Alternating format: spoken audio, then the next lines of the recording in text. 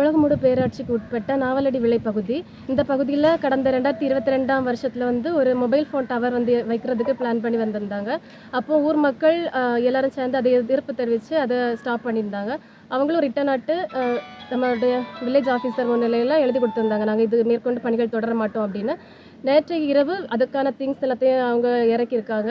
மேற்கொண்டு பணிகள் தொடர்றதுக்காக அவங்க பிளான் பண்ணியிருக்காங்க. இந்த பகுதியில் பார்த்திங்கன்னா ஒரு 5 கல்லூரிகள், 4 பள்ளிகள், ஒரு தொழிற்சாலை, மேலும் அந்த பகுதியில் பக்கத்தில் 300க்கும் மேற்பட்ட மக்கள் வசிக்கிற ஒரு பகுதி அது. இதில் மக்களுக்கு வீட்டுக்கு வீடு கேன்சர் அப்படி நோய் தொற்று இருக்குது அவங்களுக்கு.